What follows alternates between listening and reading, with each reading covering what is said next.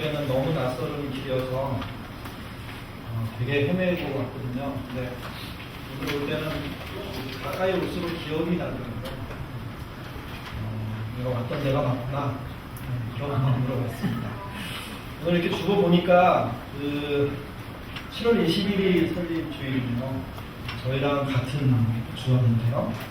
저희는 2002년 7월 21일 날 교회를 설립을 했습니다. 12년 됐죠. 이제 만 12년. 지금 사실 저는 이렇게 교회 바깥으로 나가면 안 되는 기간인데요. 왜 그러냐면 7월 13일 날 제가 두 번째 시민투표를 하는 날입니다. 선거 기간에 돌아가고요. 교회에 불순한 이렇게 이해를 갖는 분들이 계실까봐 운영위원회에서 신신당부하고 이렇게 해달라고 했는데 전에 왔던 교회이기도 하고 또 뭐 저희 친구가 전 교회에 남아있기도 하고 만나서 또 간간히 이쪽 교회 저쪽 교회 얘기 듣기도 하면서 항상 내 마음속에는 좀 이렇게 마음이 쓰이는 그런 교회이기 때문에 가겠노라고. 지금 저희 교회에서는 장로님 권사님 운영위원들 모여가지고 지금 이렇게 큰 간담회를 하고 있습니다. 이 시간에 아마 많은 중요한 얘기들이 왔다 갔다 할 건데요. 제가 거기 가서 뭘 얘기를 하면 이렇게 저 뽑아주세요 이런 느낌 들까봐 안 들어가기는 하는데 어쨌든 나와 있는 것에 대해서는 약간의 좀 미안함이 있습니다. 근데 어쨌든 여기 왔으니까 이쪽 교회에 충실하게 말씀을 전하도록 하겠습니다. 저희 교회 지난 3년 전에 와서 이렇게 조금 소개를 드리면서 이런 특징이 있습니다. 등등등 말씀을 드렸는데요. 3년 사이에 저희한테 중요한 여러 변화들이 있었습니다. 그 중에 하나가 교회를 분립시켰던 일이 지난해 이맘때 있었습니다. 8개월 정도 준비해서 120명이 참여하는 교회를 부평에 있는 예림학교라고 장애우 학교가 하나 있는데요. 거기를 빌려서 시작해서 벌써 1년이 다 되죠. 저희가 사실 좀 더 작은 공동체를 생각했는데 그래서 교회 이름도 더 작은 교회라고 지었거든요. 더 작은 교회 시작 인원이 120명인 바람에 굉장히 이상한 그런 난감한 설명하기 참 힘든 어떤 그런 모양이 됐습니다.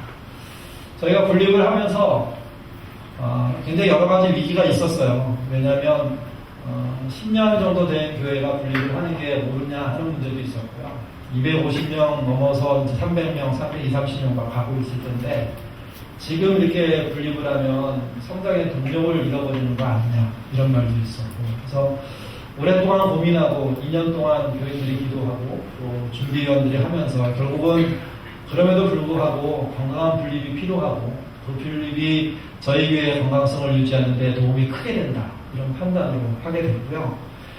처음에는 진행하다가 위기가 많았습니다. 이게 대표적인 위기가 너무나 많은 분들이 안 나가려고 하는 바람에 저희 목사님하고 메시지 주고받으면서 이 교회도 분립을 생각한다는 얘기 하더라고요. 근데 그게 그렇게 떠나기가 쉬운 게 아닌 게 맞고요. 저도 상당히 고민하다가 첫 번째 조사를 했는데 20몇 명이 나왔습니다. 그래서 제가 그 전에 저희들 비밀로 했던 얘기가 너무 적으면 내가 나간다 이렇게 결정해 놓은 게 있어갖고 그렇게 하겠노라고 했는데 그 이후에 제가 나가는 게 싫었는지 아니면 나가는 교회가 훨씬 좋았는지 지금 생각해서 120명까지 올라가서 결국 분립을 했고요. 그 교회가 이제 1년차 이렇게 됐습니다. 그래서 저희는 그 일 하려고 아주 많은 시간을 공들여서 했고 결국 이제 끝나서 다행이라고 생각하면서 이제 3기, 그러니까 제가 두 번째 신임을 놓고 난 다음에 만약에 통과가 되면 3기 좀 더 본격적인 일을 하려고 합니다. 지난 3년 동안 행복하셨습니까? 네. 진짜입니까? 네. 묻는 제가 바보죠. 오후 예배 나올 정도면 교회에 대한 사랑이 상당히 크다고 생각합니다. 그리고 아까 기도하신 분 이렇게 기도 들어보니까 주일 성수의 개념도 나름 뚜렷하게 서 있는 교회이기 때문에 지난 3년 동안 좀 어려운 일이 있었다고 하더라도 잘 견뎌오신 걸 제가 봐서 너무 감사하고요.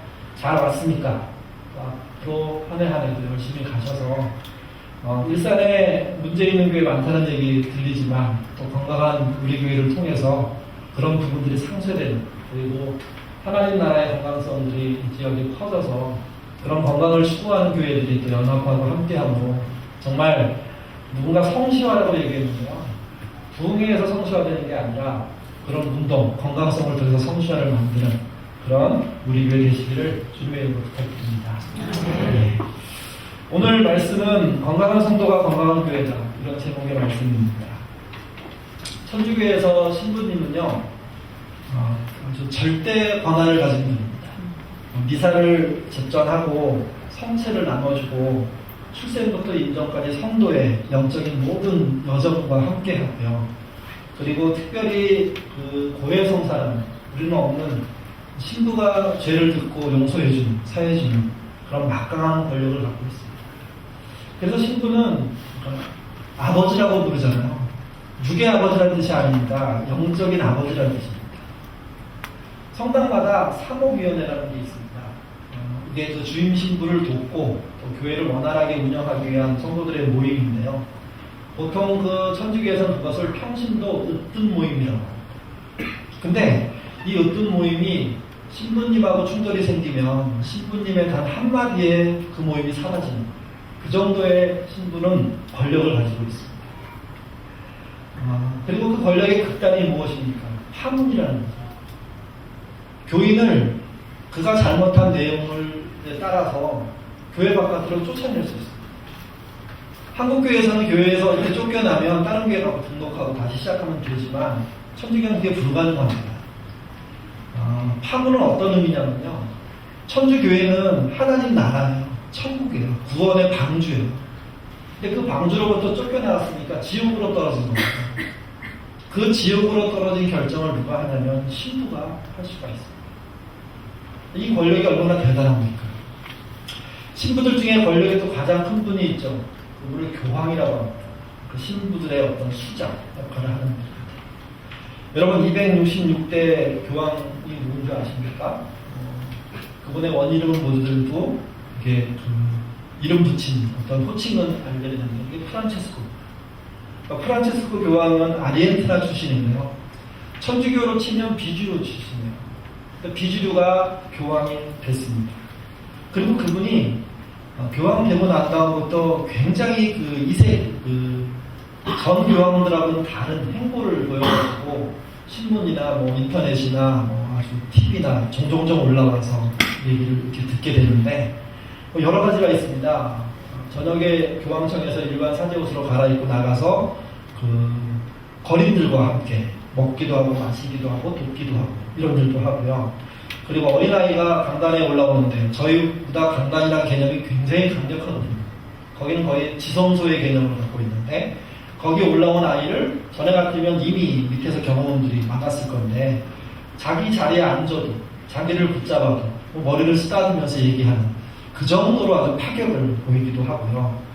특별히 환우들에 대해서 아주 적극적인 신체 접촉을 해서, 교황이 보통 그렇게 안 하거든요. 손만 이렇게 얹거나 이 정도면 끝인데, 안아주고 볼 비비고 어루만지고 그 다음에 끌어안고 입 맞추고 이런 것을 아주 꺼리낌 없이 하는 바람에 많은 사람들이 아주 열광합니다. 특별히 천주교인이 아닌 다른 사람들도 정말 성직자는 저래야 돼, 그런 얘기를 듣는 분입니다. 교황은요, 머리를 숙이지 않습니다. 왜냐하면 교회의 거의 왕이기 때문에, 예수님 다음으로 그 자리를 보존받기 때문에. 근데 이분은 여자에 대한 에티켓도 지킬 줄 알고요.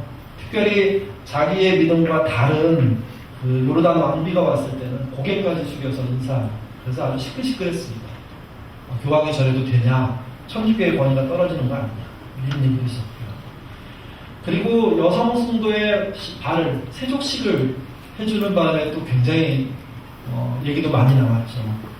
그렇게까지 할 필요 있느냐, 그냥 그걸 직접만 해주면 되지. 근데 교황은 그렇게 행동하는 사람이에요. 그 교황이 최근에 어마어마한 일을 하나 벌였어요. 그게 뭐냐면, 이탈리아에는 우리나라도 조직폭력배들이 있지만, 이탈리아 조직폭력배들은 아주 유명하잖아요. 마피아고요. 그 마피아 중에 한 단체, 은둔난 케타라는 단체가 있는데, 거기가 1년 동안 그 생산해내는 어떤 경제적인 효과가요, 이탈리아 국민 총생산의 3.5%입니다. 금액으로 따지면 우리나라 돈으로 76조 원. 조직폭력배들이 1년에 76조 원씩 벌어들이는 거예요. 그 나라 안에서. 이게 얼마나 큰 돈을 가지고 또 얼마나 무시무시한 일들을 꾸밀까요? 근데 그들 대다수가 천주교인입니다. 그래서 항상 교황청과 교황은요, 이탈리아, 그 교황청이 베드로 성당이 이탈리아에 있잖아요. 그러니까 관계가 좋아야 돼요. 아니면 문제가 생기는데, 이 교황은 그들과 좋은 관계를 유지할 생각을 안 하고요, 그들과 전쟁을 선포한 겁니다. 그래서 어떻게 했냐면, 너희에게는 구원이 없다. 너희는 교회 바깥으로 나가라. 이렇게 선언해버린 거예요. 이 성명이 얼마나 강력했든지 이탈리아 경찰들이 그날로, 그 말을 한 그날로 범죄 소탕 작전을 벌여가지고요, 무려 거물꾼만 96명을 잡았어요. 지금도 계속 그 소탕 작전이 진행되고 있는데, 그것의 주도가 누구냐면 교황이라는 겁니다. 여러분, 교황을 좋게 생각하는 사람은 지금 어떤 분위기일까요? 막 박수치고 너무 개혁 잘한다고 저렇게 해야 되는 그럴 것 같지 않습니까? 반대로 비주류 사람이 와서 막 난리를 치니까 그 싫어하는 사람은 얼마나 힘들어할까요? 근데 교황은 그런 충돌을 일으키면서까지도 그 일을 해야 된다고 생각하고 있습니다. 그리고 이제 정부도 아니고 경찰도 아니고 검찰도 아니고, 그런데도 불구하고 범죄와의 전쟁을 선포하고 그들을 천주교에서 쫓아내겠다는 겁니다. 아니면 돌아오는 방법이 있죠. 교황 앞에 와서 회개하고요, 교황이 말하는 벌을 받으면 그 벌이 상당히 까다롭습니다. 그런 벌을 완수하면 회복시켜 주겠다. 제가 이제 이 말씀을 드리냐면, 교황이 얼마 있으면 우리나라 옵니다. 이거는 좀 가볍게 볼 문제가 아닙니다. 교황이 항상 다녀가고 난 다음에 파급 효과라는 게 있었거든요.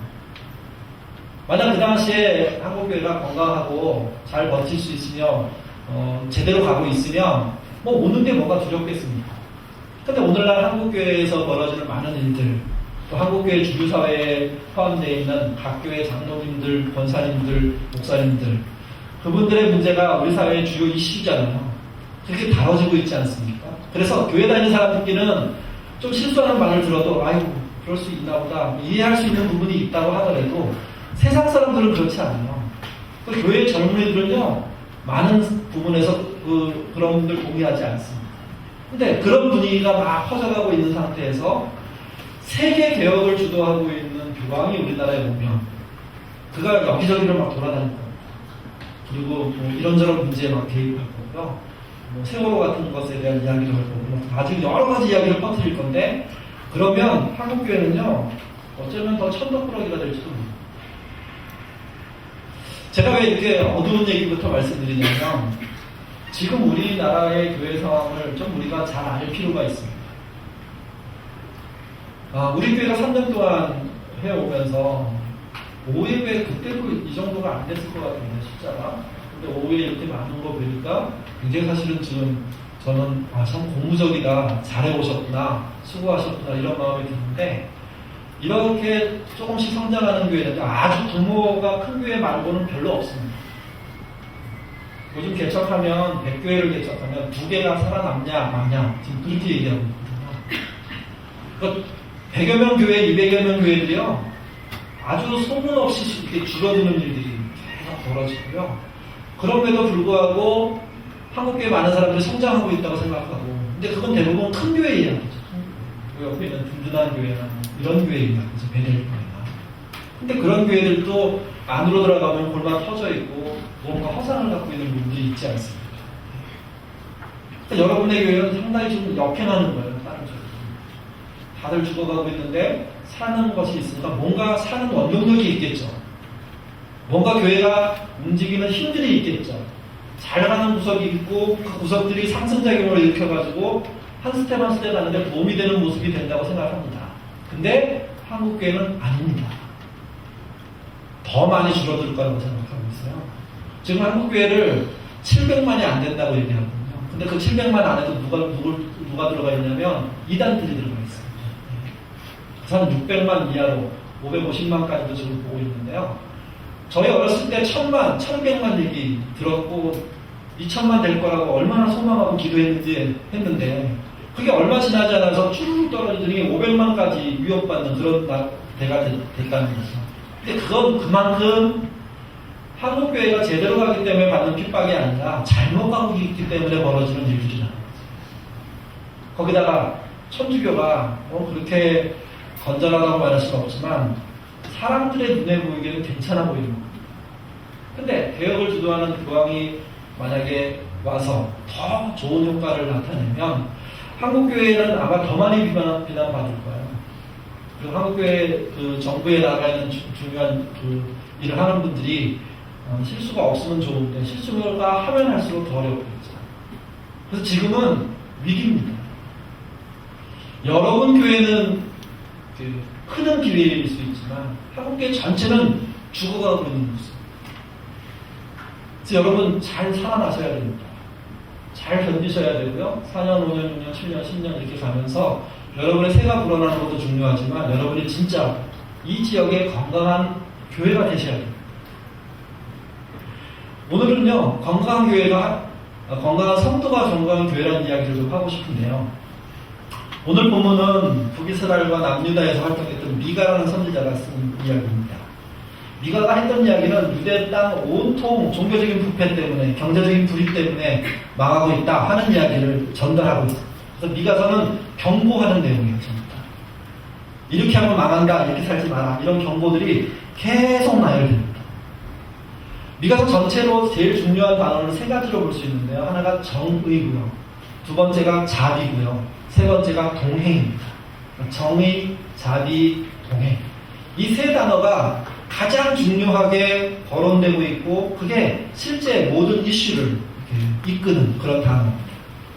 오늘 금방 읽었지만 6절, 7절 말씀 앞으로 이렇게 할 때 몇 군데 찾을 겁니다. 찾는 이렇게 습관이 안 돼 있어서 힘드실 수도 있는데요. 저에게는 엄청 찾거든요. 그렇지만 여기서 조금만 찾도록 하겠습니다. 아까 읽은 본문 우리 6장 6절 7절 말씀 같이 읽겠습니다. 내가 무엇을 가지고 여호와를 나아가며 높으신 하나님께 경배할까? 내가 그들을 모든 영의 소가지를 가지고 구하며 나아갈까? 여호와께서 천천히 시장이나 만만의 영물과 길들을 주시하시까? 내 영물을 위하여 내 나라를 내 공제를 말미암아 내 몸의 열매를 드리라. 미가가 스스로 자문합니다. 자기한테 질문하든 누구한테 던지든 자기도 질문을 같이 받고 있습니다. 내용이 이런 겁니다. 어떻게 해야 내가 하나님께 나갈 수 있을까? 그 높으신 보좌 앞에 합당한 경배를 드릴 수 있을까? 여러분 사람은요 질문을 던질 때 관심사의 질문을 던져요. 관심 없는 거 안 물어봅니다. 절대로 안 물어봅니다. 그러니까 핸드백에 관심이 꽂힌 사람은요 교회에 들어오는 순간 남의 핸드백이 눈에 잘 들어와요. 저건 얼마짜리겠다. 그 다음 모르는 게 딱 있으면 궁금해서 견딜 수가 없어요. 결국은 어떤 방법을 통해서는 물어봅니다. 책을 좋아하는 분은요, 그 책의 이야기가 여기 들어와도 안 되는데, 그런 얘기를 하고 있지도 않았는데, 갑자기 책 얘기가 확 들어와요. 그거 봤냐고, 뭐 재밌다고, 뭐 작가가 어떻다고 막 얘기하면, 사람들이 호응을 해주면 다행인데, 우리나라 사람 책 안 읽잖아요. 바람이 쌩 불면요, 오히려 미안해하고, 이렇게 좀 그래야 돼. 그게 아니고, 책 안 읽는 사람들의 문제로 이렇게 다 떠넘기기 시작해요. 그러니까 책에 관심이 있으니까 그러는 거예요. 드라마 좋아하는 분들은, 골프 좋아하는 분들은, 저희 친구 중에 목사가 하는 친구들, 사업하는 친구들, 골프 얘기, 동창회만 하면 거의 70%는 골프 얘기예요.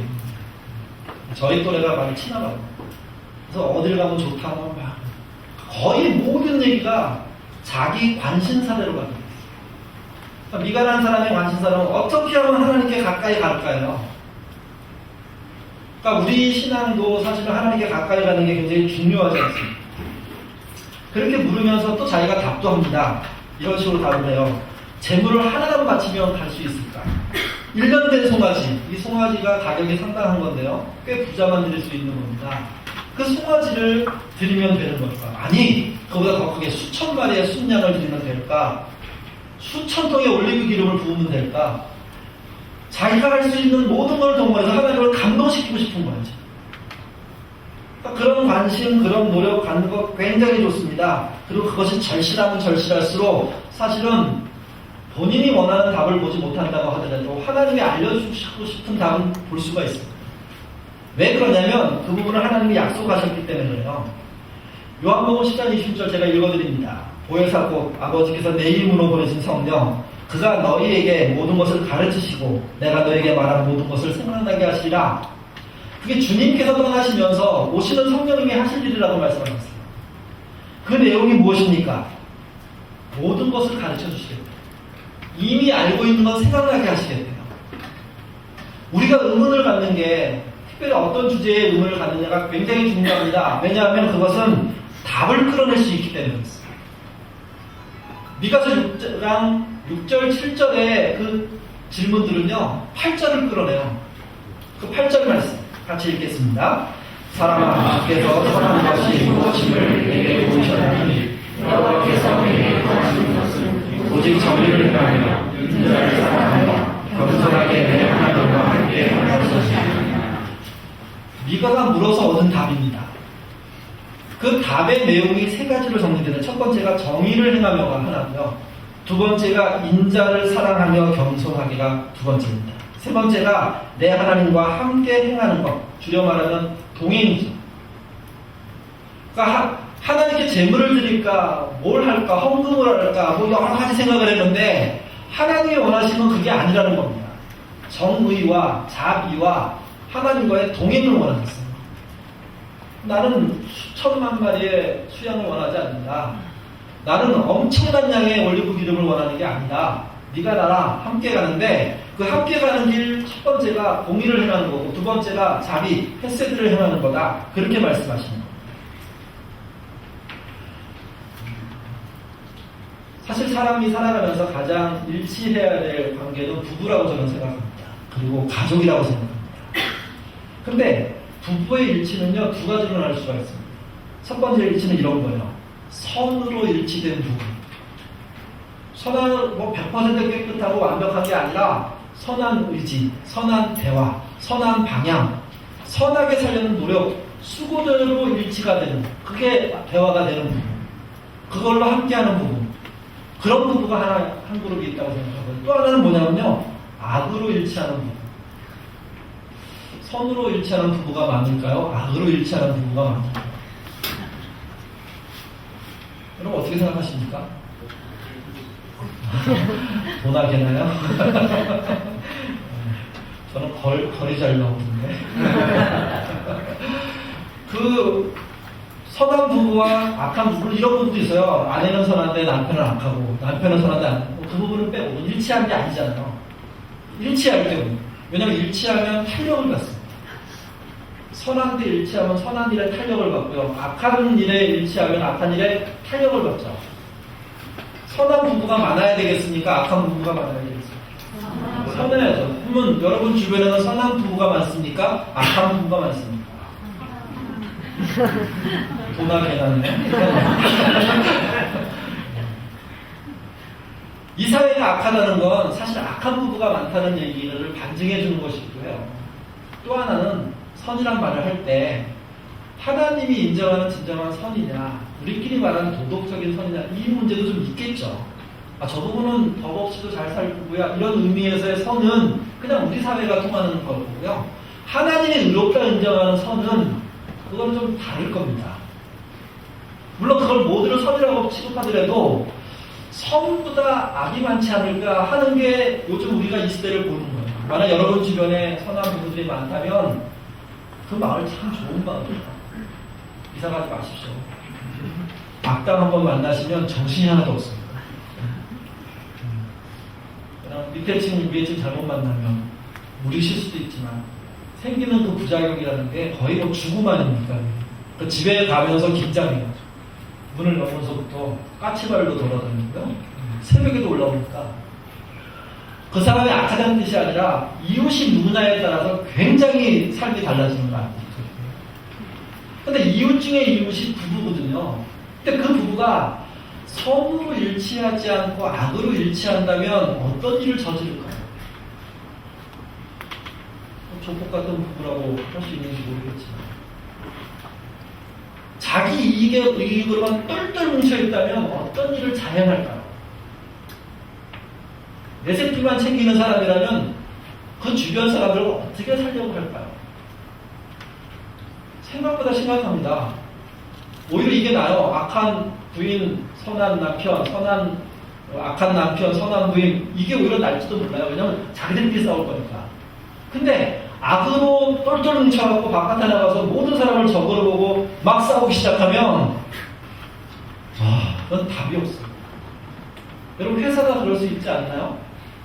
부정한 방법으로 돈을 버는 일에 온 직원이 매달리고 그 명령체계가 살아있고 그러면 그 기업은 사회에 절대로 선한 영향을 못 끼칩니다.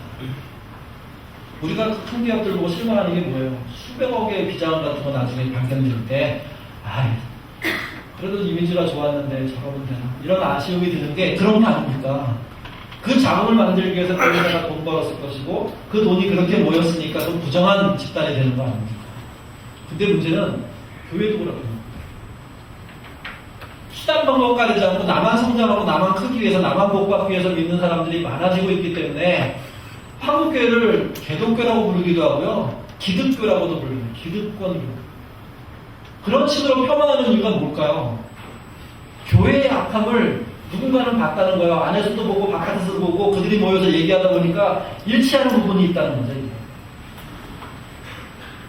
미가가 하나님께 가까이 가고 싶었습니다. 간절히 원합니다. 어떻게 하면 가까이 갑니까? 그랬더니 하나님은 재물을 받고 싶어 하지 않으셨어요. 물질을 받고 싶어 하지 않으셨어요. 공의로웠습니다. 네가 자비를 베풀면 좋겠다. 근데 공의와 자비는요, 그 다음 게 오게 하는 통로입니다. 그 다음이 뭐냐면 하나님과 동행. 하나님과 동행해서 공의로운 게 아닙니다. 하나님과 동행해서 자비로운 게 아닙니다. 하나님은 믿는 모든 사람이 이미 와 계세요. 하나님은 믿는 사회 속에 이미 들어와 계세요. 하나님은 떠난 적이 없습니다. 우리가 하나님을 못 발견하는 것은 우리가 하나님을 떠났기 때문에요. 그러니까 하나님은 기본적으로 동행하고 사십니다. 그 동행하는 성도들은 어디로 가야 되냐면 하나님과의 동행을 강구할 게 아니죠. 네가 동행을 지금 강구한 거 아닙니까? 더 가까이 가겠다고. 그때 하나님은 네가 나한테 가까이 오는 법은 공의와 자비를 행하는 겁니다. 이게 우리나라 교회를 살릴 수 있는 굉장히 중요한 키입니다. 왜 그러냐면 생각보다 우리가 공의롭지 못해요. 생각보다 자비롭지 못해요. 푸근하고 넉넉하고 넓지 못해요. 오히려 좀 옹색하고 편협하고 아슬아슬하고 이런 면이 훨씬 많아요. 우리에게 여유가 없어요. 조급함만 더 커요. 그런 상태에서 어디로 가야 될지 생각하는 그런 우리의 고민들이 있는데 그때 기준은요. 정의, 공의와 자비, 긍휼, 은혜 그걸 말하는 헬스입니다. 첫 번째 우리 하나 살펴보죠. 첫 번째가 정의를 행하는 겁니다. 이 정의란 말은요, 미스파트란 말인데, 그게 정당하게 하나님이 인정하는 원리와 원칙들이 통하는 사회를 말합니다. 그 원칙이 지배하는 사회를 말합니다. 사람들끼리 살다가 트러블이 생겼는데, 말씀이 이래요. 그러면 그 말씀으로 전부 조정하는 겁니다. 그게 공의로운 사회입니다. 그 공의를 세상 사람들은 모르니까 이 땅의 정의와 공의를 이렇게 우리가 실천해 나가서 그런 일들을 하는 거죠.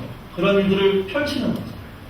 그러니까 그 일들을 잘 해 나갈 때 사회가 바뀌고요. 교회가 건전해지고요. 그 다음에 교회의 성장도 옳게 되는 겁니다. 그러면 그때는 뭘 요구하는 거냐? 성경 내용 중에 하나 보죠. 마태복음 19장인데요. 신약 32페이지입니다. 찾아보시죠. 마태복음 19장 16절 이하입니다. 찾으셨습니까? 제가 앞에 얘기를 먼저 하겠습니다. 잘 아시는 얘기입니다. 부자 관원이 찾아왔어요. 부자요, 청년이요, 그 다음에 관원인 사람이 찾아와서 예수님께 질문합니다. 무슨 선한 일을 해야지 영생을 얻습니까? 그랬더니 예수님이 10계명 중에 4, 5, 6, 7, 8, 9, 10을 지켜라 이렇게 말씀하셨어요. 그랬더니 그 청년이 뭐라면 저 다 지켰습니다. 우리는 이 부분을 이렇게 읽을 때, 아, 이놈 되게 건방지네, 이렇게 생각하는데, 예수님이 그 사람한테 건방지다고 얘기 안 해요. 지켰다고 인정해 주죠. 그래. 어우, 대단하다. 이렇게 인정해 주는 내용이에요, 그 내용. 근데 우리는 일단 젊은 놈이 그렇게 말했으니까 기분이 나빠요. 싸가지가 없나, 이렇게 생각하는데, 그거 아닙니다. 이 사람, 지켜야 될 걸 열심히 지킨 사람. 최선을 다해서. 거기다가 부자예요. 거기다가 젊은, 거기다가 관원이에요. 그러니까 영향력이 상당히 있는 사람이라는 겁니다. 그렇게 말하는 그에게 예수님이 말씀하세요. 뭐라고 말씀하십니까? 21절, 22절 말씀 읽겠습니다. 예수께서 이르시되 내가 먼저 나오는데 가서 예수를 따라 강한 자를 예수가 그 양의 하늘에서 거하는 일이 있으리라. 그리고 와서 말하다니 그 청년이 재물이 많으므로 이 말씀을 듣고 이때 재물이란 말을 우리는 전 재산이라고 해석합니다. 근데 헬라어 원어는 그런 뜻이 아닙니다. 끝대마라고 부르는데요. 이 말은 이런 말이에요. 잉여재산이라는 뜻이에요. 잉여재산. 좀 더 구체적으로 번역하면 불법재산. 불법으로 땅을 갖고 있고 재산을 갖고 있는 그거를 내놓으라고 해요. 주님은 밑도 끝도 없이 우리의 모든 재산을 원하지 않으세요. 주님은 그 돈 필요 없습니다. 주님이 내놓으라는 돈은 뭐였냐면 네가 불법으로 조성해서 만든 불법 자금 내놓으라. 불법 땅. 여러분 이스라엘 사회에서 불법 땅이 뭐가 있을까요? 이스라엘은 기본적으로 희년이라는 제도가 있는 나라예요. 물론 희년이 무너졌기 때문에 그 사회에는 없었습니다. 근데 하나님은 사회가 제도를 무너뜨렸다고 하더라도 희년은 옳다고 말씀하는 분이기 때문에 희년의 원칙에 따라 토지관을 갖고 계십니다. 이스라엘 사람들의 토지는 어떻게 판매되냐면요. 희년을 중심으로 판매됩니다. 그래서 50년인데 41년 차에 땅을 팔면 제일 비싸요. 가장 고가를 받아요. 근데 50년 지나면 어떻게 하면 그 땅을 돌려줘야 되죠. 원주인한테. 그러니까 우리가 생각하는 토지 개념이 아니에요. 토지는 철저하게 인생의 한두 번, 일생의 한두 번은 원위치로 돌아와요. 여러분 그런 사회가 굉장히 좋은 사회라고 한번 생각해 보십시오. 망했는데 20, 30년 참으면 1, 20년 고생하면 10여 년 애쓰고 견디고 성실하게 살면 다시 원땅에 돌아와요. 그 사회가 건강한 사회죠. 근데 자본주의는 우리 입장에서 보면요 말도 안 되는 법칙이에요. 왜 내가 돈 주고 사는데 돌려줘? 여기서 말하는 이 재물, 소유에 관한 이야기는요 그렇게 부정으로 하나님이 인정하지 않는 재산을 말하는 거예요. 젊고 관원이고 부자인 그 청년에게 니들 이 돈 다 내놔 이렇게 말씀하신 게 아니라 네가 그동안 부정해서 벌어낸 돈 내놔. 그리고 나를 쫓아와. 너의 기본 재산 네가 갖고 있어도 돼. 그렇게 말씀하신 거예요. 이 청년이 어떻게 했습니까? 네, 그냥 고민하다가 머리 긋고 갔어요. 왜냐면 그 불법으로 벌린 돈이 상당할 것이기 때문에. 이때 말하는 것이 정의입니다. 토지 정의. 우리 삶 속에 뭐 돈을 많이 버는 게 문제가 아니고요. 커지는 게 문제가 아니라 불법과 잘못으로 크는 걸 말하는 거예요. 그것은 쓰는 시간으로 정의롭지 못하게 되는 겁니다. 그러니까 하나님 백성이 예배를 드리고 하나님께 나와서 기도하고 중요한데 열심히 해야 되는데 근데 그거 못지않게 아니 그거보다 더 중요한 건 무엇이냐면 내 삶 속에 불법이라는 게 못 들어오게 해야 되는 겁니다. 우리 부부가 그 불법에 동조하지 않아야 되는 겁니다. 우리 부부가 투기하지 않아야 되는 거죠. 우리 부부가 어떻게 하든 돈을 늘리기 위해서 수단방법까지 되지 않는 삶을 사는 거 이거 나쁘다고 생각해야 되고 회개해야 되고 돌아와야 되는 겁니다. 이게. 문제는 그거에 대한 관심이 없이 덮어져 있다는 겁니다. 그러면요 회복되지 않습니다. 부부관계도 정의로워야지 회복돼요. 부모와 자식의 어그러진 관계도요 부모가 또는 자식이 정의롭게 움직여야지 회복이 됩니다. 그냥 눈물 한번 흘리고 내가 그냥 이해하고 가족이니까 살아야지 이렇게 하면 끝날 것 같지만 안 그렇습니다. 앙금은 남아있고 언젠가 또 터지고 피하는 거죠. 만나지 않는 거죠. 빙빙 도는 거죠. 하나님은 예배보다 뭘 요구하셨냐면 불법이 없는 세상, 불법이 없는 부부, 불법이 없는 가정, 직장을 요구하십니다. 그러면 네가 나랑 동행합니다. 두 번째는요, 인자를 사랑하면입니다. 아까 말씀드린 건 헤세드란 말입니다. 제 번역, 저런 걸 번역하면 자비로 번역하면 좋겠어요. 근데 여러 가지로 번역하더라고요. 뭐 은혜, 선대, 그 다음에 뭐 사랑, 하나님께서 자비로운 삶을 살라고 해요. 근데 이거는 정의와 자비는 쌍입니다. 자비로운데 정의롭지 못하면 자비로운 거 아니에요. 내 자식을 사랑하는데 내 자식을 정의롭게 못 사랑하면 사실은 불의하게 사랑하는 거 아닙니까? 그게 어떻게 사랑입니까? 그래서 정의와 자비는 쌍입니다. 정의가 나타나면 반드시 뭐가 나타나면 자비가 나타나는 게 있어요. 왜? 정의는 자비를 바탕으로 하기 때문에 그리고 둘은 쌍입니다. 함께 갑니다. 어떤 사람이 공의로워요. 의로워요. 근데 자비롭지 않아요. 그건 가짜입니다. 공의를 막 주장해요. 교회 이렇게 가야 된다고. 그 사람은 반드시 어떤 일을 해야 되냐면요. 내가 너무 세게 해서 미안해요. 그렇게밖에 표현 못해요. 죄송합니다. 이해해 주세요. 제가 정말 답답해서 그렇게 얘기하는 거예요. 제가 얼마나 힘들면 그렇게 얘기했을까요? 근데 나는 교회를 미워하는 게 아니에요. 싫어하는 게 아니에요. 너무 사랑하기 때문에 내가 이렇게밖에 말을 못하니까 이렇게 거칠게 보이는 거예요. 용서해 주세요. 그게 같이 나오는 거예요. 그냥 한번 정의로운 쌩 해가지고 나보다 더 정의로운 사람 나와 이런 분위기 안 만들어요. 공손하고 겸손하고 미안하면서도 그러나 우리가 가야 될 길이 그게 아닙니까? 갑시다 우리. 나도 갈게요. 열심히 갈게요. 도와주세요. 이런 분위기, 이런 내용들이 흘러나오게 되고 사람들은요. 그 주장이 세다고 하더라도 그 자비한 마음 때문에 받아들이게 됩니다. 맞아. 말은 세게 해도 저분 말이 맞지. 우리 같이 한번 가볼까? 저희가 분립을 할 때 분립에 대한 기대들이 이렇게 갖고 있는 몇 그룹이 있었어요. 저희는 그 그룹이 분립을 깰 거라는 걱정을 갖고 있었어요. 왜냐하면 자기들끼리 10여 명 뭉쳐가지고 나가면 일단 숫자가 적게 나갈 거고요. 그 사람들이 주도하려고 그러면 싸움이 생길 거 아닙니까? 그러니까 제 마음속에 분립을 얘기하는 순간부터 저희 운영위원들과 분립 준비팀 얘기하면부터 제가 부탁할 때는 주도 세력이라는 게 없는 분립이 좋겠다. 그냥 자발적으로 마음을 원해서 가봤더니 사람이 뭉치고 그들이 하면 좋겠다. 근데 이제 저희 그룹 중에 주도적으로 하고 싶은 두 그룹이 있었어요. 그 두 그룹이 어느 날 이렇게 저희를 자원했거든요. 썼더니 한 자리에서 만난 거예요. 분위기가 어땠을까요?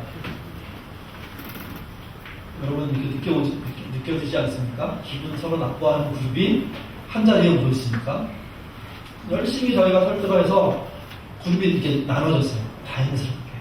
근데 그럼에도 불구하고 저쪽 그룹이 좀 더 많다는 생각 때문에 못 나가는 분들이 있었습니다. 그러니까 이제 많은 사람이 막 비난하죠. 유리할 때 나가고 아니냐고 막 이런 얘기가 있었습니다. 근데 제 생각에 한쪽이 옳고 한쪽이 그르면 그런 쪽에다가 마음을 고치라고 얘기하고 잘한 쪽을 이렇게 중심으로 가면 되는데 사실은 분립을 하겠다는 얘기가 한쪽은 옳고 한쪽은 그런 얘기가 없거든요. 둘 다 옳습니다. 사실은요. 둘 다 가능한 생각이고요. 그래서 저희가 분립을 하다가 굉장히 중요한 결정을 하나 했어요. 우리가 첫 번째 분립을 하는데 제2의 분립도 동시에 될 수 있다는 생각을 했어요. 그리고 저게 강력하게 나가고 싶지만 자기보다 큰 세력 때문에 못 나가게 됐다고 생각하는 그룹들을 어떻게 하면 도울까 생각하다가 저희 교회 청년부 전사님이 조그만 공동체를 하고 싶어 하는 분이 계세요. 근데 그분하고 서로 얘기하면서 서로 마음이 통한 거예요. 제가 한 2달 반대했습니다. 그분들은 이런 때문에 이런 일을 할 거고 그렇게 반대했는데 그 전사님이 그것도 이해할 수 있다고 그것도 받아들일 수 있다고 저것도 이렇게 할 수 있다고 쭉 얘기를 하는 거예요. 그래서 한 2달 동안 저랑 대화하면서 그래 그러면 할 수 있겠다. 그럼 하자. 그래서 저희가 분립을 마치고 난 다음에 얼마 지나지 않아서 교회를 하나 개척했어요. 사실은 저희는 그렇게 해서 산 거예요. 만약에 분립만 거창하게 해놓고 그 마음 상하고 공동체를 생각하는 마음 뜨거운 사람들을 이렇게 타락을 했으면 교회는요 공의로울지는 몰라도 자비로울지는 못한 상태가 된 겁니다. 근데 기가 막히게 마음이 맞고 많은 사람들이 동의해주고 축복해주고 그래서 그 공동체가 지금 부평 옆에 계양산이라는 데가 있습니다. 인천여대에 있는데 그쪽에 그 절 옆으로 3층짜리 건물을 개인이 구입을 하고 거기를 공동체 편원으로 만드는 공사를 지금 하고 있는데 그 공사의 어떤 그 도움들을 저희 교인들이 노동으로도 주고 인력으로도 주고 이렇게 하고 있는 거거든요. 그렇게 세워져 가니까 우리가 했던 공의로운 일들이 훨씬 더 유연해지더라고요. 따뜻해지더라고요. 그러니까 우리가 생각할 때 공의만 주장하면 된다고 생각해요. 공의만 주장하면 뭔가 되는 거 아니고요. 항상 공의는 자비로움과 같이 있는 겁니다. 정의는요, 은혜와 같이 있어야 돼요. 그러니까 우리의 태도가 이래야 됩니다. 내 말이 옳습니다. 그렇지만 그것 때문에 상처받을 사람이 있다는 사실을 감지하고 있어야 돼요. 그래서 동시에 제가 이렇게 말씀드려서 미안합니다. 이런 정도의 대화할 수 있는 문화가 생기면요, 그 교회는 사실은 문제가 없습니다. 왜 그러냐면 그 다음 단계로 나갈 수 있기 때문이에요. 그 다음 단계가 동행합니다. 초대교회 때 굉장한 일들이 많이 벌어졌죠. 우리는 납득할 수 없는 일들이 참 많았습니다. 근데 그 초대교회를 우리가 담자고 그래요. 여러 가지 이유가 있겠죠. 초대교회가 교회의 모델이니까. 근데 많은 경우에는 초대교회가 급성장한 것을 담고 싶은 사람들이 많으세요. 목사님도 그렇고요. 그래서 예루살렘 교회처럼 하루에 3,000명씩 끌어나기를 이렇게 기대하는데, 여러분 그런 성장의 이면 속에서는요 다른 일들이 벌어지고 있었어요. 그 다른 일을 보여주는 구절이 사도행전 4장인데요. 한번 찾아보십시오. 신약 193페이지입니다.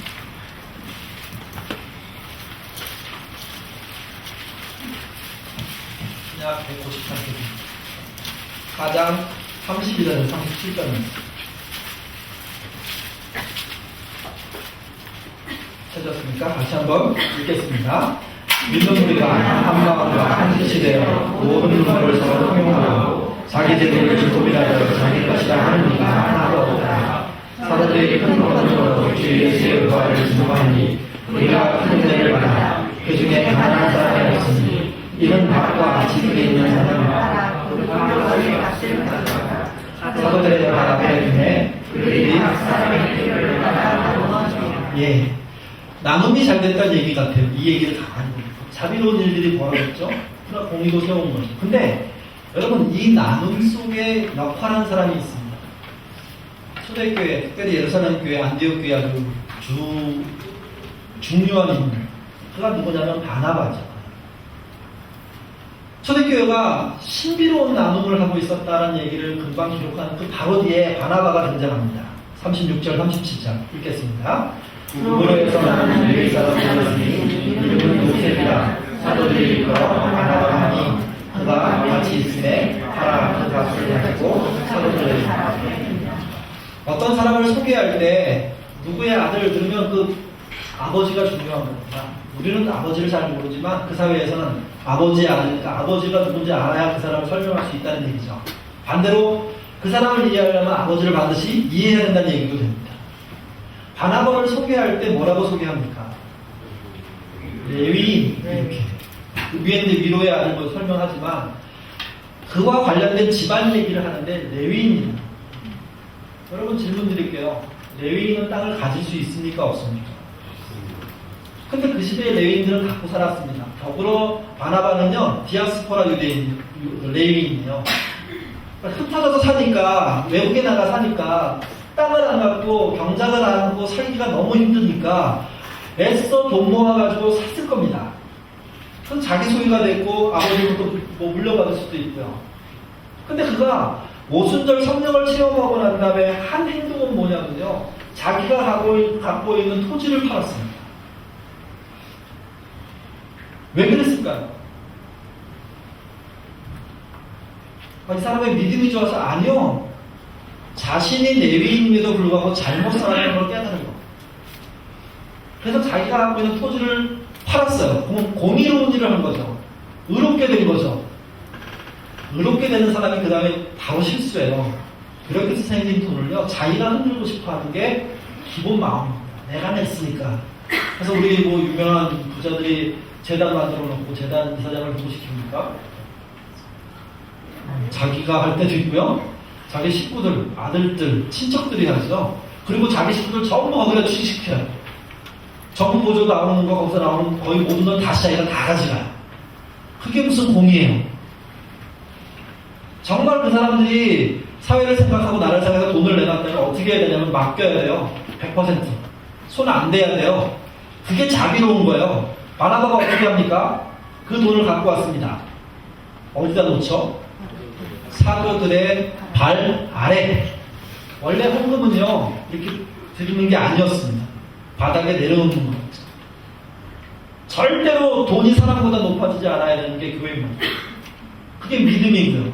초대교회 그렇게 했습니다. 발 아래 갖다 놨습니다. 사도들이 그걸 계산해가지고 계획적으로 나눠줬나요? 아니요. 일곱 집사님들이 맡아가지고 처음에 사도들이 맡으니까 문제가 생겼죠. 그 문제를 해결하기 위해서 일곱 집사님이 맡아가지고 그들이 사도들은 만지지도 않고 그 돈이 거기서부터 샥 나눠졌습니다. 그래서 초대교회의 특징이 뭐냐면 궁핍한 사람이 없지 않았습니다. 레위인으로 살던 사람이 은혜를 받고 난 다음에 그게 옛날 제도임에도 불구하고 내가 잘못 살았다. 내가 그 땅을 소유하는 게 아닌데 팔고 내놓고 교회는 그것을 일곱 집사의 손을 들려가지고 구제를 시작하고 그 구제가 어떻게 쓰이는지 보고를 한 것도 아니고요. 그냥 스며들려서 싹 쓰인 것. 그게 자비입니다. 그게. 제가 그 옛날 청년부 이렇게 얘기 들을 때 참 마음 아픈 게 있어요. 어떤 권사님이 그 어떤 학생의 한 학기 등록금을 대줬어요. 근데요, 그 청년이 지금 40살인가 되거든요. 저희 후배인데 42살 됐나요? 지금까지도 내가 키웠어. 내가 학교 보여서 키운 거야. 그때 내가 학교 안 줬으면 쟤는 학교 안 못 졸업했어. 그렇게 얘기하네요. 저는 그 교회에 떠나왔지만 그 교회 여전히 신앙생활 후배는요 떠나고 싶어요. 교회 너무 싫은 거예요.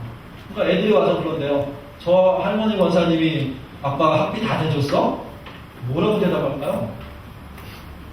아니야 할 수도 없고요, 그래 할 수도 없는 겁니다. 한 번 대줬는데 그 이상 한 번 대주고 입을 담으시면 아마 그가 늘 고마워 감사할 건데, 그게 아니고 시도 때 없이 얘기하니까 다들 물어봐요. 진짜야? 얼마를 받았어? 그때 저희 학교 다닐 때 한 100몇십만 원 줬거든요. 병목 10만 원 한 번 주고 지난 한 20여 년 동안 그 얘기를 계속 하고 계십니다. 하나도 자비로운 거 아닙니다. 초대교회가 부흥한 것은 하나님의 은혜이지만 초대교회 내부가 튼실해진 것은요, 그 은혜를 받은 사람의 반응이에요. 공의롭게 자기의 재산을 처분해서 내놓을 줄 알았지만 근데 그것이 자비로운 방식으로 흘러가도록 했다는 겁니다. 여러분, 공의롭고 자비로움은 당연히 그 다음에 하나님과 동행하는 거 아닙니까? 하나님의 동행이 그냥 드러나는 거 아닙니까? 하나님의 동행은요, 원해서 되는 게 아니라 행동으로 되는 거예요. 실천으로 되는 겁니다. 한국교회가 왜 하나님과 동행하지 않는다고 외부로부터 욕을 먹습니까? 사실은 예배만 열심히 드립니다. 저희 교회는 지명방을 게 있습니다. 권투 아시죠? 작년에, 3년 전에 얘기했던 것 같은데 기억이 확 드는 거죠. 권투 할 때 타이틀을 딴 챔피언이요, 일정 기간 안에 급이 되는, 수준급이 되는, 그래서 보통 바로 밑에 1등하고 게임을 해요. 그래서 이기면 타이틀이 이어지고 지면 또 바뀌고, 그게 지명방어예요. 피할 수 없습니다. 그 기관에서 지명해 주는 걸 얘랑해 이렇게 정하는 거예요. 그걸 몇 차례 통과하면 그 다음부터 자율선택을 할 수 있어요. 그러니까 지명방어는 실력을 인정받기 위해서입니다. 저희 교회 구제 프로그램이 지명방어입니다. 이름이 그거예요. 그래서 저는 이렇게 생각해요. 예수 그리스도를 믿었으면, 그 은혜를 받았으면 나눔은 선택사항이 아니라 필수다. 챔피언이 지명방어하듯이 해야 된다. 그 지명방어를 어떻게 하냐면 차상위 계층 집들을 저희들 오래 했기 때문에 인천, 부천에 있는 동사무소의 그 사회복지과 직원들, 복지사들을 굉장히 잘합니다. 저희가 시간대가지고 전화를 해요. 저희가 이번에 10가지 합니다. 그러면요, 각 동에서 추출해갖고 바로 보내요. 2주 안에 그 명단이 다 들어오고요. 그 자료들이 전부 이렇게 정리돼서 저희한테 줍니다. 그럼 저희가 실사해요. 보통 한 집을 하기 위해서 2집 정도 가거든요. 3집 정도 가고. 그럼 가서 이 집 보고 이 집 보고서 3집을 다 해야 되겠다. 그러면 3집 다 세우는 계획을 하고요. 지금 저희 팀 중에 여러분 셀이라고 부르나요? 네, 저희는 아둘람이라고 부릅니다. 아둘람 하나가 저희는 한 10명에서 20명 사이 정도 되는데 그 아둘람이 한 집을 이렇게 개조해주는 작업을 합니다. 그래서 바닥부터 천장까지, 그 다음에 먹는 것까지, 후속으로 케어하는 문제까지, 그 다음에 양육과 공부도, 또는 그 학비도 이렇게 전부를 이렇게 케어하는 종합으로 합니다. 그러니까 저희가 이제 그걸 맡으면, 1년에 2차례가 기본이에요, 2차례. 전반기, 후반기. 근데 2차례 하지 않게 돼요. 3차례, 4차례 하게 되고, 지금 하는 팀 중에는 8차례를 연속으로 매주 하는 팀도 있어요. 그게 저희는 아둘람이 그렇게 하는 거예요. 그게 지명방어예요. 그러니까 처음에 일을 할 때 보니까요, 공의롭고 좋은 일인데 어떻게 생각하냐면, 자기들이 뽑으려고 생각해요. 선정을 해야 된다. 심사를 해야 된다. 저희 초기에 그것들이 논쟁이 많았습니다. 왜 우리가 심사하냐? 우리는 심사할 자격이 없다. 주께서 주신 돈을 나눠 쓰는 것뿐인데, 그러면서 어떻게든 동사무소에서 해주는 대로 하자. 그리고 우리가 그냥 당장 어떻게 도와야 될지 확인하는 정도로 하고, 정말 도와주지 않아야 될 부분 같으면 다시 얘기해서 죄송하지만 이렇게 넘기자. 그래서 저희가 무슨 전반적인 일들을 합니다. 처음에는 고쳐주기만 했어요. 근데 가보니까 사람과 사귀게 되고, 그 사람이 외국이니까 한국말 못하면 한국말 가르치는 대학생이 가서 많이 가르쳐주고, 음식 못하면 음식 꾸준히 해주고, 영어 가르치면 영어 가르쳐주고, 한글 가르쳐주고, 그 다음에 그 집안에 있는 심각한 어떤 문제, 이렇게 쓰레기를 너무 많이 넣으면 그거 치우는 법 가르쳐주고, 그렇게 저희가 이렇게 하게 된 거죠. 근데 그런 선행과 수고가 사실은 저희한테 더 큰 혜택이었어요. 왜 그러냐면 인천, 부천에 있는 사회복지사들이요, 주변에 누군가 교회를 찾으면 저희한테 다 봅니다. 그 교회 가봐. 진짜 괜찮아. 나는 안 나가는데 그 저희 중에, 저희를 돕는 그룹 중에 부천 장애인 복지관에 천주교거든요. 지난 한 12년 동안 한 15명, 20명이 거기에 소개로 왔어요. 이사 왔는데 교회를 찾는데 어디가 좋아요? 이렇게 묻는데요. 사회복지사한테. 저 잘 모르지만 하나 있어요. 한번 가보세요. 그러니까 저희가 교인을 늘리는 목적으로 절대로 안 합니다. 근데 정의롭고 자비로운 일들 속에 사람들은 신뢰를 하게 되어 있고요. 종교 행동들은 인정해 줍니다. 그리고 난 다음에 그것이 교인의 성장에도 도움을 끼치게 되어 있는 거죠. 왜? 믿을 만한 쪽을 찾고 있으니까. 그러니까 동행이라는 것은 긍휼과 공의와 자비의 문제예요. 엄격히 또 말씀드리면 교회 성장은요, 정의와 자비의 문제예요. 우리가 정말 제대로 가고 있으면 사람들은 따라오게 돼 있습니다. 우리가 속마음은 사람 모아야지 하면서 겉마음은 공의와 정의를 해야면요, 절대로 안 오는 거죠. 거기 보지 말고 여러분들이 공의로운 교회 되셔야 돼요. 여러분들이 자비로운 교회 만드셔야 됩니다. 그러면 그때부터 얘기가 달라지는 거예요. 여러분 왜 목사 신용투표를 할까요? 오늘 저 이렇게 설교 끝나고 난 다음에 광고 시간에 여기 제가 강단인데 우리 민영이 현장에 올라가서 제가 눈치가 있으면 빨리 내려갔어야 되는데 보통 광고 때 안 내려가고 이제 올라온 분들이 하거든요. 그래서 빨리 끝날 마음으로 있었는데 신용투표 얘기를 하시는 거예요. 목사님 신용투표가 돼서 7월부로 임기가 종료되시고 그랬더니 좀 말씀도 좀 잘못 들어갖고 사인하는 것처럼 얘기해가지고 교회가 막 출렁거리고 목사님 만드신다고 이렇게 그것도 아니라고 그냥 얘기하고 그랬는데 왜 목사의 신임투표를 하게 됐을까요?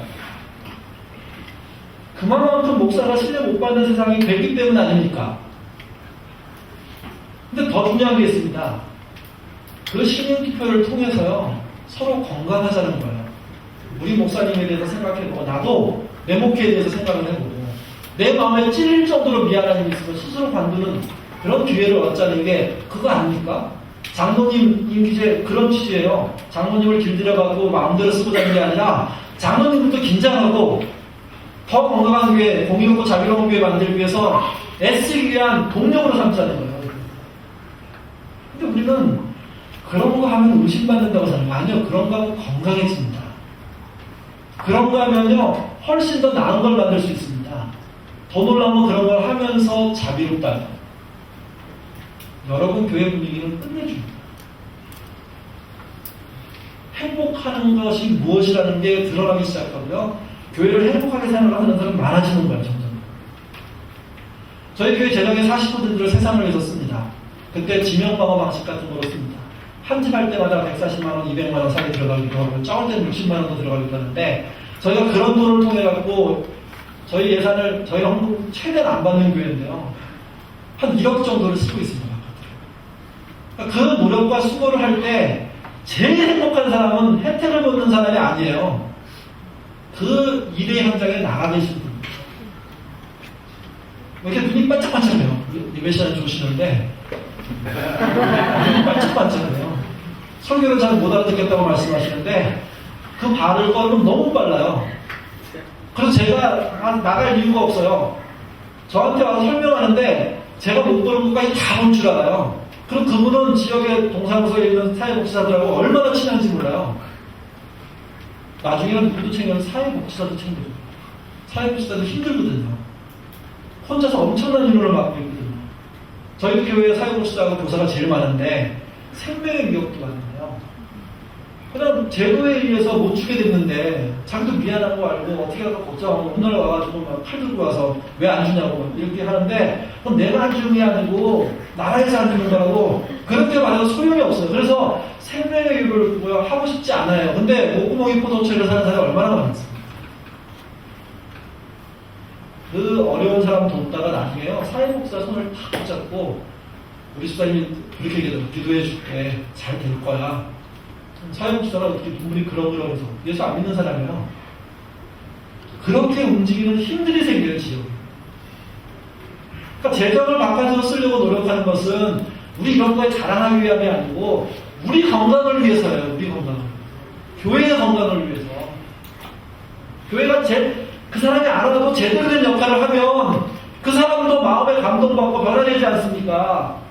어떻게 예수를 믿지 않지 그는 모르지만 기회가 되면 그는 반드시 교회에 올 겁니다. 왜? 옳은 걸 봤기 때문에, 자비로운 걸 봤기 때문에. 문제는 그거예요. 우리나라의 교회가 인원만 늘려고 생각합니다. 여러분 분립도 똑같아요. 저희 교회 처음에 분립 설명할 때 목사님 그러지 마시라고. 빨리 우리 500명 1000명 돼가지고 그 외수 같은 교회 이겼으면 좋겠다. 이런 분 계셨어요. 안 왔어요.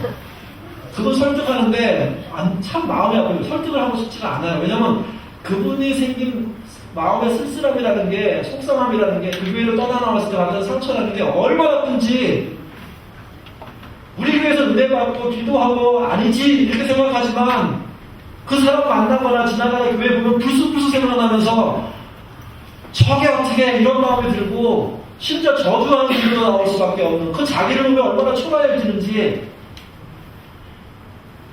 그런 답답한 마음들, 힘든 마음들이 진짜 우리가 이기려면 싸워서 이길 게 아니라 진짜 교회 만들어서 이겨야 되는 거 아니냐, 건강한 교회 만들어야 되는 거 아니냐, 그러니까 분립해야 되는 거다. 저희 처음에 20명 나가겠다고 하더고요. 마지막 조사할 때 124명이나 나갔습니다. 더 작은 교회라는 게 웃기죠. 더 작은 교회가 아니잖아요. 얼마나 중형 교회 하나가 나갑니다. 근데 그 마음들이 그렇게 만드는 거예요. 그 고생을 하려고 하는 거예요. 이 교회가 수천 명 되는 거 좋다고 생각합니다. 근데요, 건강한 교회 10개 생기는 게 훨씬 낫습니다. 이 일산 지역에 100여 명 교회 건강한 게 10개가 네트워크를 갖고 있고, 함께 같이 일을 하고, 함께 우리 식으로 하는 지명방어를 하고, 함께 지역사회에서 봉사하고, 함께 학교를 챙기고, 함께 어린이들을 챙기고, 함께 노인들을 챙기고 하는 일들을 연합해서 막 한다고 생각해 보십시오. 누가 그 지역에서 교회를 욕합니까? 교회들이 뻔하게 속들여 보이는 일을 하니까 이거 정상가로 사도 되는데 경매를 더 아끼겠다는 이런 얘기 막 들리고 또 오해한 사람은 막 저도 속상하게 들리고 그래서 진짜 이러면 안 되는데 했는데 나중에 좀 몇 개월 지난 다음에 그 이유를 알게 됐습니다. 자신이 재산을 다 날려보니까요, 경매로 넘어가니까요, 정말 우스워지더래요. 그리고 그 몇 달 전까지만 해도 번듯하게 살던 분이 아무것도 없게 되는 거죠. 부지가 되는 거죠. 그걸 두세 번 경험하고 나니까, 야, 저 사람이 얼마나 힘들까 하는 생각이 갑자기 확 들더라고요. 그래서 그럼 경매집을 사자. 그리고 아내하고 같이 선한 마음으로 기도하고 집을 샀어요. 40평 정도 아파트를 싸게 샀어요. 그리고 그분들이 뭐 했냐면 경매로 내놓을 수밖에 없는 사람을 찾아갔습니다. 알아가지고. 그리고 사정 쭉 들어보고 그런 다음에 처음에는 차의 시사체 전체를 주려고 했어요. 근데 그러면 안 되겠다는 생각이 들어가지고 어쨌든 그분들의 판단이니까 그래서 시세차에게 70%를 주고 왔어요. 아무 조건 없이 비밀로 하자. 그리고 당신들 여기서부터 시작하라. 그리고 한 번만 여러분이 자리 잡고 안정되면 똑같은 방식으로 한 명만 도와줘. 그럼 나는 됐다. 여러분, 정의로운 방법으로 살려고 하면 무궁무진합니다, 사실은요. 이 예는요, 사실 불편한 예예요. 왜냐면 돈이 많이 들어가기 때문에. 이렇게 안 해도 돼요. 이거 안 하면서도 정의로운 일들을 찾을 수 있고 그런 일을 하게 되면 얘기는 달라집니다. 이제 말씀을 맺어야죠. 여러분, 교회에도 허니문이 끝나면 허니문 기간이 있다는 거 아십니까? 미뤄. 보기만 해도 좋은 시작. 여러분 결혼하셨을 때 있었나요? 지금도 그러신가요? 지금도 아내를 보고 남편을 보면 설레시고 아니면 저 왼수가 오늘은 뭐 했나? 갑자기 전화기가 궁금해지고 뭐가 있을 것 같긴 한데 걸리기만 해봐. 교회도요, 짧은 데는 1년도 아닌 허니문이 안 되는 데가 있고요, 긴 거 한 3년까지 되기도 하더라고요. 더 길기도 할 수도 있고. 근데 그냥 얼굴만 봐도 좋은 거는 한계가 있습니다. 반드시 좋은 관계는 얼굴만 봐도 좋은 관계에서 같이 일하는 관계로 가야 돼요. 같이 일할 때 공의와 자비로 일하는 관계가 돼야 돼요. 특별히 우리 신앙이니까 우리의 허니문의 끝이 서로 갈등하고 보기 싫고 이런 게 되면 안 되고요. 서로가 있음을 감사하고 이제는 선한 영향력을 함께 끼치기 위한 모색을 하는 것으로 넘어가야 됩니다. 여러분 지역에서 어떤 정의롭고 어떤 자비로운 일을 할 수 있을지 찾으셔야 돼요. 그 공의, 그 정의가 자비가 뭘 만들어주냐면 여러분 안에 소홀해지고 느슨해지고 서로 이렇게 좀 소원해지는 그런 관계를 메꾸면서 더 강력한 동력을 만들어냅니다. 3년 되셨으니까 모색하는 시간들을 많이 가셔야 됩니다. 도전하는 시간들을 많이 가셔야 됩니다. 그래서 실제 그런 일들을 해가셔야 돼요. 말씀을 맺겠습니다. 나에게 행복한 교회에 데려가지 마십시오. 공의로운 성도가 되시면요, 행복한 교회가 저절로 따라옵니다. 나에게 편한 교회 만들려고 하지 마십시오. 자리든 관계든. 자비로운 성도가 되시면 나 말고도 모두가 편안한 교회가 되며 그 편안함은 혼자 편안한 것보다 훨씬 낫습니다. 훨씬 행복합니다. 교회 생활에 행복하지 않고 편안하지 않은 것은요, 어쩌면 내가 공의롭지 않기 때문일 수 있어요. 내가 자비롭지 않기 때문일 수 있어요. 나로부터 공의와 자비가 시작되지 않으니까 나한테 누구도 공의와 자비를 돌려주지 않는 상황이 된지도 몰라요. 왜 부부가 소홀해지고 사랑이 식습니까? 사랑이 확인되지 않기 때문이 아닙니다. 나부터 공의롭게 자비롭게 산다면 놀라운 건 공의롭고 자비로운 교회가 되는 게 아니고요, 하나님이 동행하는 교회가 됩니다. 그 동행은 공의를, 자비를 마음껏 해도 아깝지 않게 만들어요.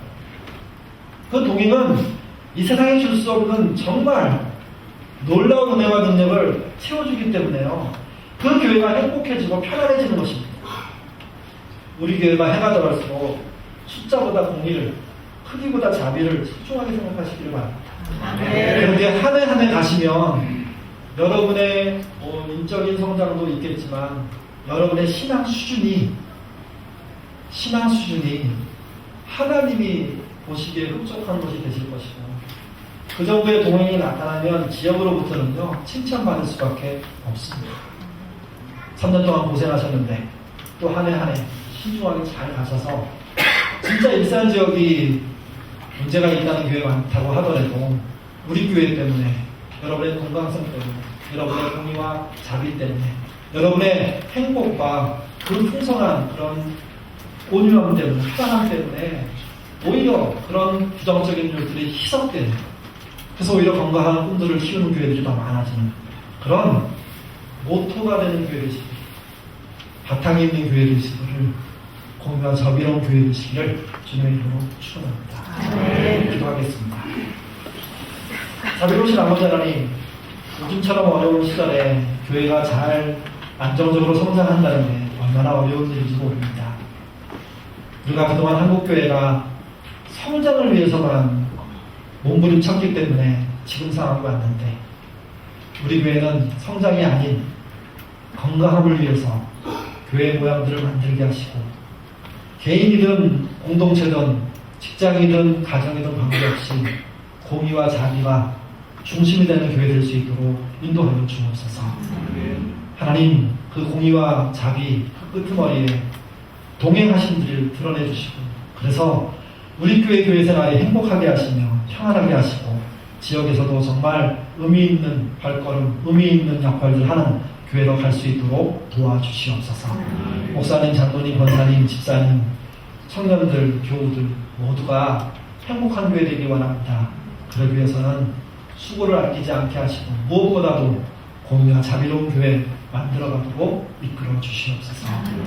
이들의 소문이 이 세상에 퍼져나가고 건강치 못한 교회들에게 들려져서 그들이 긴장하고 자기를 고치게 되는 그런 날들이 속히 오기를 기대하며 건강한 우리 교회 되도록 이끌어 주옵소서. 예수님 이름으로 기도드립니다.